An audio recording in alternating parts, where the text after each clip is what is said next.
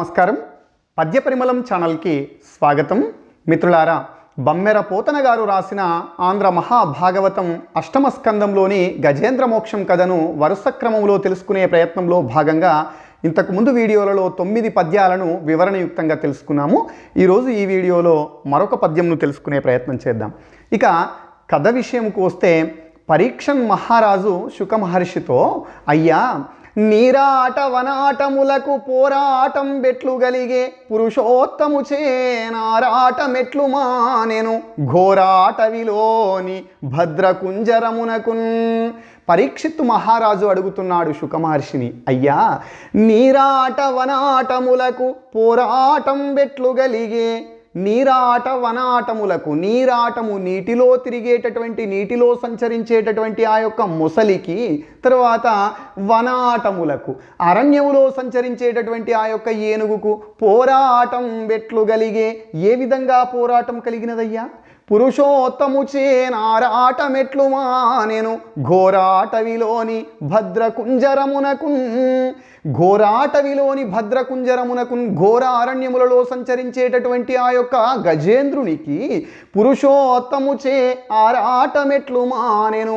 ఆ దేవదేవుని వల్ల ఆ యొక్క గజేంద్రుని యొక్క ఆరాటము, బాధ ఎట్లు మానెను, ఏ విధంగా తొలగించబడిందయ్యా? కాస్త నాకు విన్నవించుమంటున్నాడు ఆ యొక్క పరీక్షిత్తు మహారాజు. అయ్యా, నీరాట వనాటములకు, ఆ యొక్క మొసలికి గజేంద్రునికి పోరాటం ఎట్లా కలిగింది? మరి ఆ గజేంద్రుని యొక్క బాధను ఆ యొక్క దేవదేవుడు ఏ విధంగా తొలగించినాడు? నాకు కాస్త విన్నవించండి అయ్యా అని చెప్పినప్పుడు ఆ యొక్క శుక మహర్షి, అయ్యా పరీక్షన్ మహారాజా, త్రికూట పర్వత ప్రాంత సమీపములో ఒక పెద్ద కొండ గుహలలో ఒక పెద్ద ఏనుగుల యొక్క గుంపు ఉన్నది. మరి ఆ పెద్ద పెద్ద కొండ గుహల నుండి ఒక్కరోజు ఆ యొక్క ఏనుగుల గుంపు చల్లని గాలిని ఆస్వాదించడానికి జలక్రీడల నిమిత్తము ఆ యొక్క ఏనుగుల గుంపు సాయంత్ర సమయములో బయటకు బయలుదేరినదయ్యా. అలా వెళ్తున్నటువంటి ఆ ఏనుగుల గుంపు ఎలా ఉన్నది మరి అంటే, తలగవు కొండలకైనను మలగవు సింగములకైన మార్కొను కడిమిన్, కలగవు పిడుగులకైనను ఇలబల సంపన్న వృత్తి ఏనుగుగున్నల్, ఇలబల సంపన్న వృత్తి ఏనుగుగున్నల్. మరి ఆ యొక్క గున్న ఏనుగులు చూడడానికి ఎలా ఉన్నాయి? ఆ వాటి యొక్క బల గర్వము చేత ఏనుగు గున్నలు, గున్న ఏనుగులు అంటే వయస్సులో ఉన్నటువంటి ఏనుగులు, యుక్త వయస్సులో ఉండడం చేత మిక్కిలి ఈ భూమిపైన బల గర్వము చేత, బల సంపన్న వృత్తి, వాటికి ఉన్నటువంటి ఆ యొక్క బల గర్వము చేత తలగవు కొండలకైనను, ఆ విధంగా దారి వెంబడ నడుచుకుంటూ చల్లగాలిని ఆస్వాదించడానికి జలక్రీడల నిమిత్తమై బయలుదేరినటువంటి ఆ యొక్క ఏనుగుల గుంపు, వాటికి ఉన్నటువంటి బల గర్వము చేత తలగవు కొండలకైనను, కొండలు ఎదురుగా వస్తే మరి ప్రక్కకు జరగడం లేదంట. సాధారణంగా కొండలు ఎదురుగా వస్తే ప్రక్కకు జరగాలి కదా మరి, కానీ వాటికి ఉన్నటువంటి ఆ బలగర్వం చేత, వాటికి ఉన్నటువంటి బలాన్ని చూసుకొని, ఇంత బలం ఉంది ఈ కొండలు మా ముందు ఎంత అన్నట్టుగా వాటిని రాసుకుంటూనే వెళ్తూ ఉన్నాయంట. మరి తలగవు కొండలకైనను మలగవు సింగములకైనను, సింహములకు సైతము, అవి సింహము ఎదురుగా వస్తే సింహానికి ఏం కావాలి? ఏనుగు ఖచ్చితంగా భయపడాలి. మరి ఏనుగు యొక్క కుంభస్థలాన్ని కోరుకుంటుంది సింహము, కానీ ఆ యొక్క సింహముకు భయపడడం లేదు. సింహం ఎదురుగా వస్తే కూడా ఆ యొక్క ఏనుగుల గుంపు భయపడడం లేదు. మరి ఏం చేస్తున్నాయంట? భయపడకుండా మరి అలాగే దారి వెంబడ నడుచుకుంటా వెళ్తున్నాయా అంటే అలా కూడా లేదు. మరి మలగవు సింగములకైనా మార్కొను కడిమిన్, ఎదురు నిలబడుతున్నాయి. ఎదురు నిలబడి కడిమిన్, వాటి యొక్క ధైర్య సాహసాల చేత ఆ యొక్క సింహమును సైతం ఎదుర్కోవడానికి సిద్ధపడుతున్నాయి. అంతటి బల సంపన్న వృత్తి ఆ యొక్క ఏనుగు గున్నల సొంతమయ్యా పరీక్షన్ మహారాజా అంటున్నాడు శుక మహర్షి. అంతేకాదు, ఇంకా కలగవు పిడుగులకైనను, పిడుగులకు సైతము కూడా, పిడుగు వస్తే భయంకరమైనటువంటి శబ్దం వస్తుంది. మరి అట్లాంటి పిడుగులకు కూడా కలగవు, కొంచెము కూడా కలత చెందడం లేదు, కొంచెం కూడా భయపడడం లేదు ఆ యొక్క ఏనుగుల గుంపు.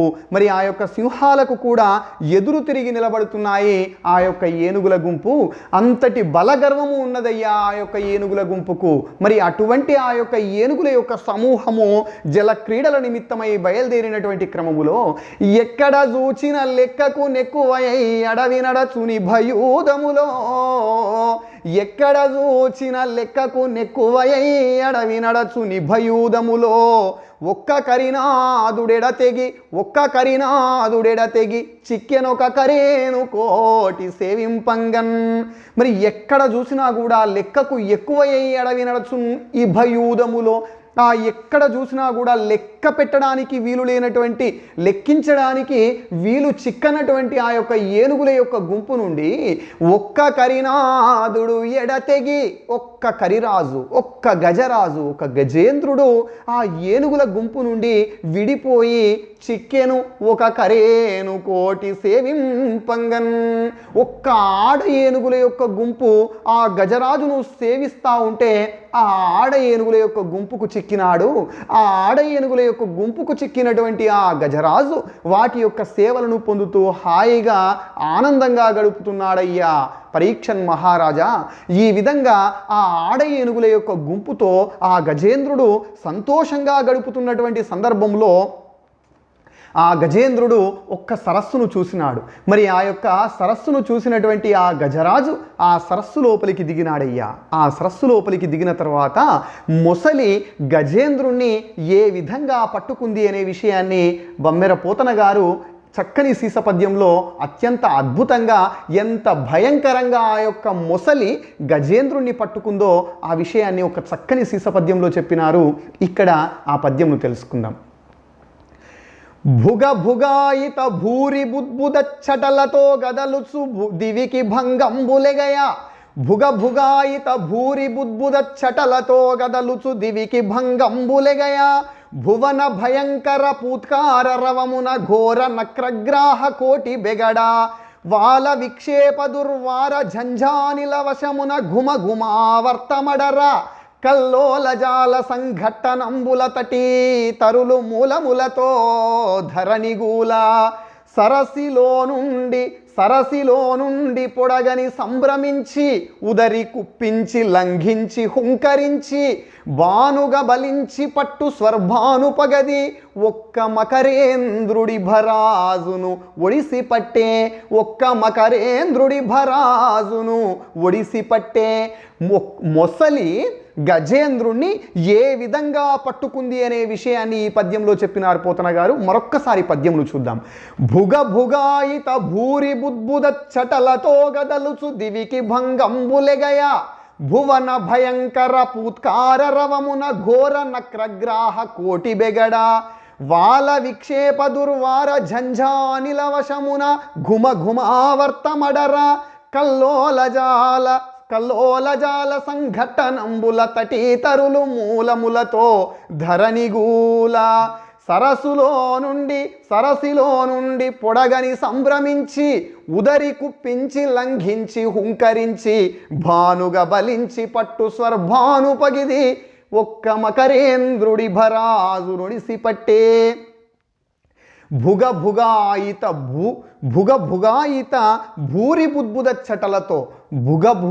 భూరి బుద్బుదచ్చటలతో కదలుచు దివికి భంగంబులెగయ అన్నాడు.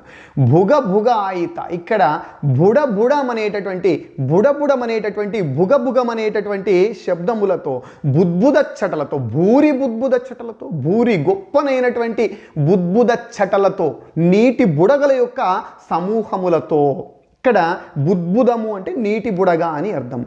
బుడబుడమనేటటువంటి శబ్దములతో మిక్కిలి ఎక్కువ నీటి బుడగలతో కదలుచు దివికి భంగంబులెగయా. ఆ యొక్క మొసలి ఒక్క మకరేంద్రుడు, ఆ యొక్క మొసళ్ళ రాజు, ఆ మొసలి ఎప్పుడైతే ఏనుగును చూస్తున్నాడో, ఏనుగును పట్టుకోవడానికి సిద్ధపడ్డాడో అప్పుడు ఆ పరిస్థితులు ఎలా ఉన్నాయట అంటే ఆ మొసలి కదులుతున్నటువంటి క్రమములో ఆయిత భూరి బుద్బుదచ్చటలతో బుడబుడమనేటటువంటి శబ్దములతో పెద్ద పెద్ద నీటి బుడగలతో కదలుచు దివికి భంగంబులెగయ. ఆ మొసలి కదలుతూ ఉంటే దివికి భంగంబులెగయ. ఆ నీటిలో నుండి అలలు ఆకాశాన్ని తాకే విధంగా ఉన్నాయంట.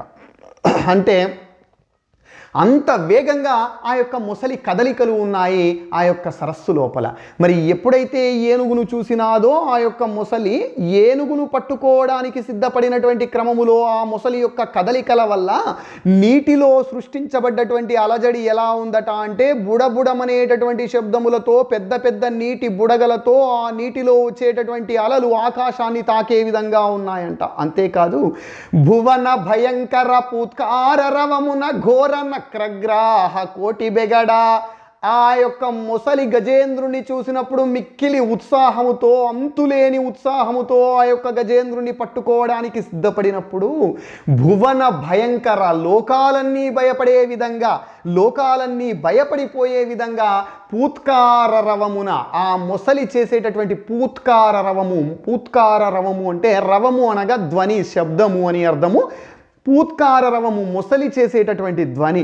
గజేంద్రుని చూడగానే గజేంద్రుని పట్టుకోవడానికి సిద్ధపడినటువంటి ఆ యొక్క మొసలి చేస్తున్నటువంటి ధ్వనికి, ఆ మొసలి గజేంద్రుని పట్టుకోవడానికి వెళ్తున్నటువంటి క్రమములో చేస్తున్నటువంటి ఆ ధ్వనికి లోకాలన్నీ భయపడిపోయే విధంగా ఉన్నాయంట. భువన భయంకర పూత్కార రవమున ఘోర నక్రగ్రాహ కోటి బెగడ. లోకాలన్నీ భయపడమే కాదు, ఘోర నక్రగ్రాహ కోటి బెగడ. ముసళ్ళ యొక్క సమూహము, అంతేకాదు ఎండ్రికాయల యొక్క సమూహం అంతా కూడా, ఆ నీటిలో ఉన్నటువంటి ఎండ్రులు, ఆ ముసళ్ళ యొక్క సమూహం అంతా కూడా భయపడిపోయే విధంగా అరుస్తూ, గట్టిగా శబ్దం చేస్తూ, గొప్పగా అరుస్తూ ఆ యొక్క మొసలి ఏనుగును చేరుకోవడానికి ప్రయత్నిస్తుంది.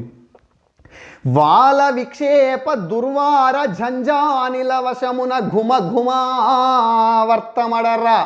వాల విక్షేప, వాలము అంటే తోక, వాల విక్షేప ఆ తోకను విసరడం చేత మొసలి ఇలా కదులుతూ ఆ గజేంద్రుని చేరుకునేటటువంటి ప్రయత్నంలో దాని యొక్క తోకను ఇలా విసిరినప్పుడు, వాల విక్షేప తోకను విసరగానే దుర్వార ఝంఝానిల వశమున, వారించడానికి వీలు లేనటువంటి ఝంఝా అనిల వశము. అనిలము అనగా గాలి, వారించడానికి వీలు లేనంత గాలి వస్తున్నదంట. అంత వేగంగా దాని యొక్క తోకను విసురుతుంది ఆ యొక్క మొసలి.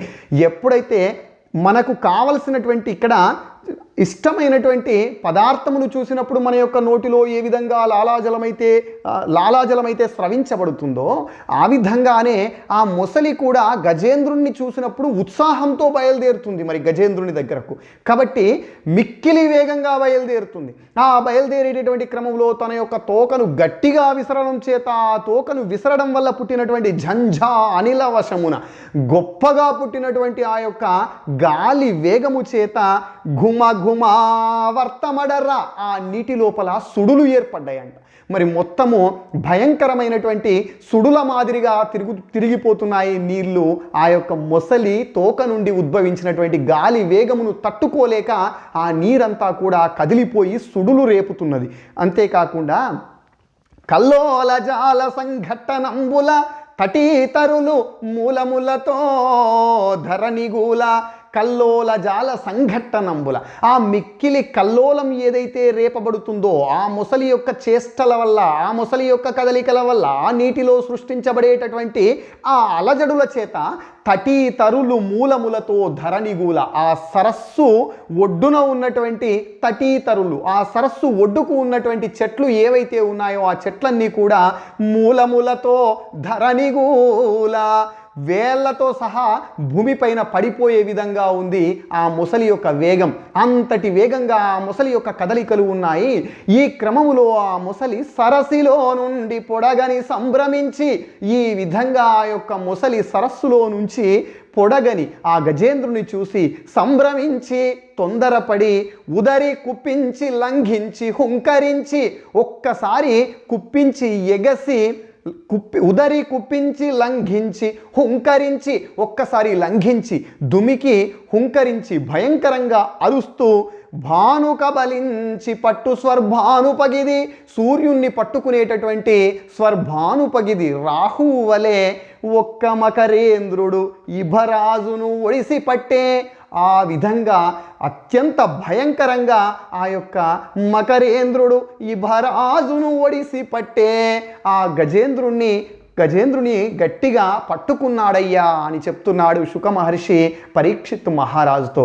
అయ్యా పరీక్షన్ మహారాజా, మిక్కిలి భయంకరంగా ఆ యొక్క ముసలి ఎప్పుడైతే గజేంద్రుడు సరస్సులో దిగినాడో, సరస్సులోకి దిగి ఆ ఆడ ఏనుగులతో సరస్సు సల్లాపములు ఆడుతూ వాటి యొక్క చెక్కిళ్లలో నీటిని నింపుకొని ఒకదానిపైన ఒకటి చల్లుకుంటూ కలకల రవములు చేస్తున్నటువంటి, కలకల శబ్దములు చేస్తున్నటువంటి సమయములో ఆ సరస్సులో ఉన్నటువంటి ఒక్క ముసల్లరాజు ఆ యొక్క గజేంద్రుని చూసి మిక్కిలి వేగంగా ఆ యొక్క నీటి బుడగలన్నీ కూడా భయంకరంగా ఆకాశాన్ని తాకేటటువంటి విధంగా, తర్వాత లోకాలన్నీ భయపడిపోయేటటువంటి విధంగా, సరస్సులో ఉన్నటువంటి మొసళ్ళు ఎండ్రులు భయపడేటటువంటి విధంగా, దాని యొక్క కదలికల వల్ల, దాని తోక కదలికల వల్ల పుట్టినటువంటి గాలి చేత ఆ యొక్క నీటి లోపల సుడులు రేగేటటువంటి విధంగా, మరి ఆ యొక్క మొసలి చేసేటటువంటి అలజడి వల్ల, ఆ యొక్క నీటిలో సృష్టించబడ్డటువంటి అలజడుల వల్ల ఆ సరస్సుకు గట్టున ఉన్నటువంటి చెట్లన్నీ కూడా వేళ్లతో సహా